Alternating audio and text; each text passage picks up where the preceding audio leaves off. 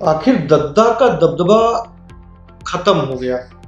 जिस तरीके से पोस्टर जारी हुए थे, दद्दा यानी कि बृजभूषण शरण सिंह के बेटे ने कुश्ती संघ के चुनाव को जीतने के बाद पोस्टर लहराए थे कि दबदबा तो है, दबदबा तो था, दबदबा तो है, ये भगवान का दिया हुआ आशीर्वाद है।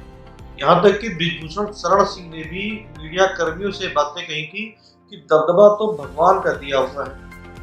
आखिर अब वो भगवान लगता है रुष्ट हो गए, क्योंकि भाजपा के तमाम कार्यकर्ता, तमाम नेता मोदी को भगवान के तौर पर देखते हैं और 3 दिनों के अंदर ही भगवान दद्दा से नाराज हो गए, क्योंकि बीते कल देर शाम को कुश्ती संघ की जो नई कमेटी बनी थी उसको निलंबित कर दिया गया। निलंबित करने के कारण राजनीतिक नजर आ रहे हैं, क्योंकि जिस तरीके से पहलवानों के आंसू गिरे, साक्षी मलिक ने अपने कुश्ती से संन्यास लिया, बजरंग पुनिया प्रधानमंत्री आवास पहुंच गए और अपना पद्मश्री वापस रख करके उनके वहां फुटपाथ पर रख करके वापस आ गए। कहीं ना कहीं सरकार को ये समझ में आ गया कि लोकसभा चुनाव में ये आंसू भारी पड़ेंगे। उसकी वजह भी बड़ी साफ थी, क्योंकि लोकसभा के बाहर कांग्रेस विपक्ष के एक सांसद के द्वारा उपराष्ट्रपति जगदीप धनखड़ का एक वीडियो, मिमिक्री का एक वीडियो बनाया गया था, जिसको लेकर के पूरे देश में हंगामा मचा हुआ और उपराष्ट्रपति ने उसको अपनी जाति से जोड़ दिया कि मैं जाट समुदाय का हूं और ये कहीं ना कहीं जाट समुदाय का अपमान है। उसके बाद में हरियाणा की जाट समुदाय से शुरुआत हो गई, जब साक्षी मलिक ने आंसू गिराए थे और कुश्ती से संन्यास की घोषणा की थी, तब ये सवाल पूछा जाने लगा कि क्या अब उपराष्ट्रपति इन बेटियों के लिए भी कुछ शब्द बोलेंगे।